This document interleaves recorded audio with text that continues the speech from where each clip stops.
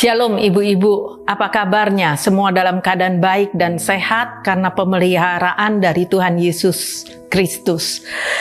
Pada pagi hari ini sebelum kita mulai mendengarkan kebenaran firman Tuhan, kita akan berdoa terlebih dahulu. Bapa di dalam sorga, kami bersyukur pada hari ini kami dapat mendengarkan kebenaran firman Tuhan. Biar melalui kebenaran firman Tuhan ini hidup kerohanian kami lebih maju lagi, lebih mendekatkan diri kepada Tuhan. Terima kasih Tuhan, berbicaralah melalui kebenaran firman-Mu. Kami siap dan kami membuka hati kami selebar-lebarnya untuk kami melakukan kebenaran firman. Di dalam nama Tuhan Yesus kami berdoa dan mengucap syukur. Haleluya, amin.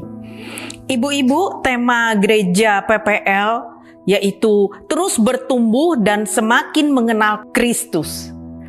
Ada di dalam 2 Petrus 1 ayat 5 sampai 8. Bertumbuh dan semakin mengenal Kristus bisa terjadi kalau kita mengasihi Tuhan Yesus, ibu-ibu. Bisa terjadi kalau kita mengasihi Tuhan Yesus. Yang kedua, kalau kita ada kemauan. Yang ketiga, kalau kita berniat mau hidup di dalam kebenaran. Ya, tanpa kita melakukan apa yang Tuhan mau, kita nggak akan bertumbuh di dalam Tuhan.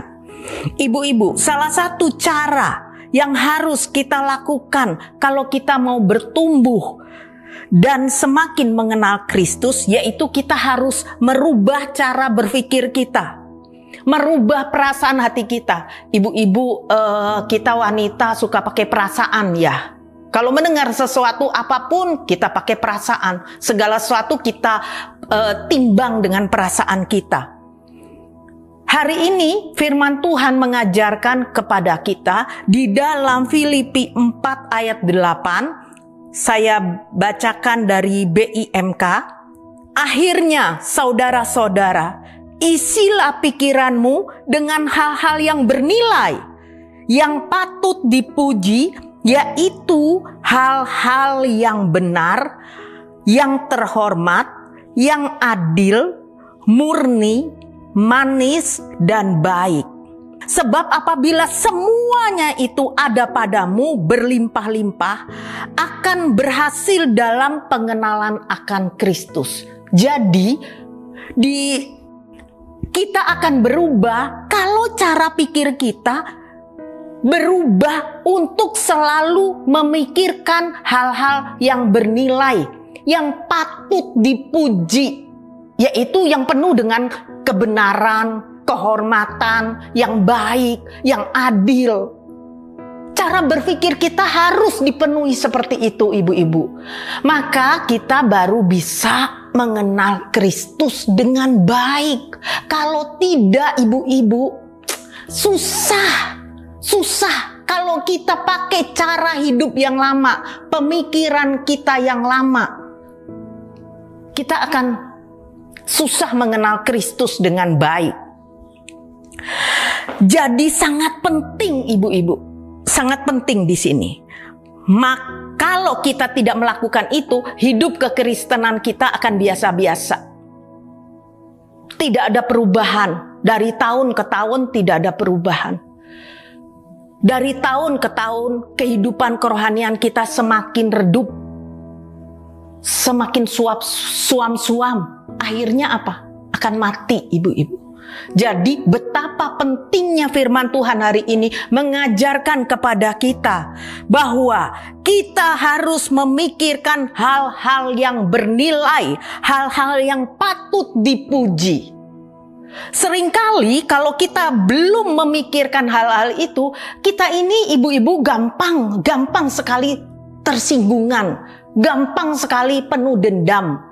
Mulut dengan mudahnya kita mengatakan hal-hal yang tidak baik gitu. Menilai seseorang, menilai orang lain, semua negatif.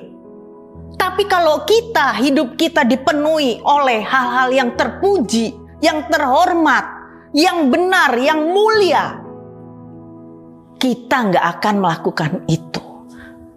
Dikatakan seperti ini ibu-ibu, gereja itu bengkel. Betul, gereja itu merupakan bengkel. Orang yang tidak baik menjadi baik, orang yang belum bertobat menjadi bertobat.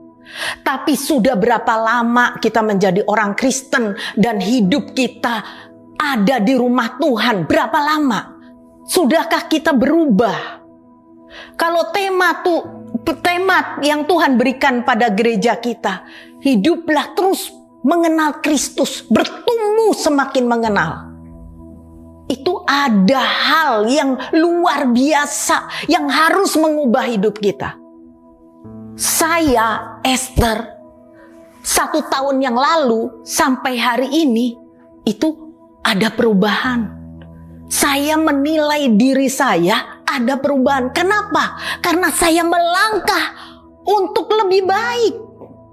Tapi kalau saya merasa puas dengan keadaan saya 1 tahun yang lalu, terus merasa puas. Saya sebagai ibu gembala, wah saya udah luar biasa, saya udah hebat. Siapa saya? Saya ibu gembala. Saya gak mau ada perubahan dalam hidup saya. Saya nol. Cara hidup saya yang lama. Tapi saya tahu setiap kali kita mendengar firman Tuhan di gereja, itu merupakan satu peringatan Tuhan untuk saya berubah, semakin baik. Saya serahkan pagi hari ini kepada ibu-ibu. Ibu-ibu bisa introspeksi hidup masing-masing. Apakah saya sudah lebih baik dari 1 tahun yang lalu dalam mengiring Yesus?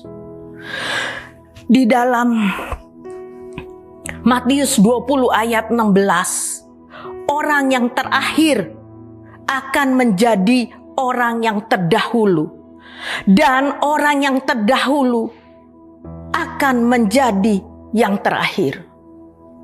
Di mana posisi kita, ibu-ibu? Di mana posisi kita? Kalau hidup kita tidak semakin baik, maka kita akan menjadi orang yang terakhir.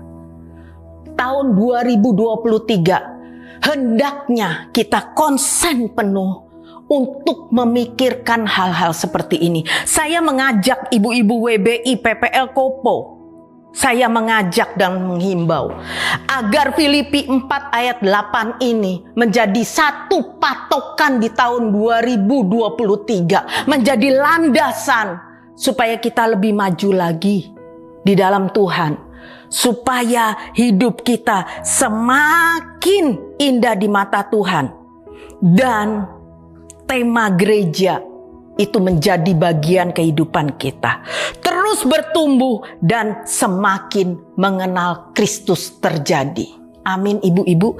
Saya baca sekali lagi ya, ini landasan bagi ibu-ibu untuk berjalan di tahun 2023. Akhirnya saudara-saudara, isilah pikiranmu dengan hal-hal yang bernilai, yang patut dipuji, yaitu hal-hal yang benar, yang terhormat, yang adil, murni, manis, dan baik. Tuhan Yesus memberkati. Kita berdoa bersama-sama. Terima kasih Tuhan, kami berdoa kepadamu atas firman-Mu hari ini. Biar firman-Mu itu terus melekat di dalam hati dan pikiran kami. Kami mau Tuhan merubah cara berpikir kami. Tuhan Yesus tolong, Roh Kudus, Engkau mengingatkan kami terus, supaya kami melakukan apa yang menjadi dasar untuk kami semakin bertumbuh dan mengenal Kristus, yaitu merubah cara pandang kami, merubah cara berpikir kami. Terima kasih Bapak, terima kasih. Tolong ibu-ibu yang mendengarkan kebenaran firman Tuhan, Engkau memberkati mereka dengan berlimpah-limpah, dengan pengenalan akan Engkau yang lebih lagi. Maka semua yang baik akan kami alami, akan ibu-ibu alami, karena Engkau adalah Tuhan yang memelihara kehidupan kami. Kami mempercayakan kehidupan kami, tubuh, jiwa, roh kami dalam tangan Tuhan. Engkau memimpin keluarga kami untuk semakin mengenal Tuhan, semakin mengasihi Tuhan Yesus. Terima kasih Bapak, kami berdoa sungguh untuk bangsa dan negara ini. Indonesia ada di dalam hati Tuhan. Indonesia diberkati oleh Tuhan. Indonesia menjadi berkat bagi bangsa-bangsa. Terima kasih, berkati para pemimpin kami. Tuhan memberkati dengan hikmat marifat dari sorga, sehingga apa yang menjadi isi Tuhan, isi hati Tuhan itu nyata di dalam kehidupan gereja ini. Terima kasih Bapak, terima kasih. Di dalam nama Tuhan Yesus kami serahkan firman hari ini. Haleluya, amin.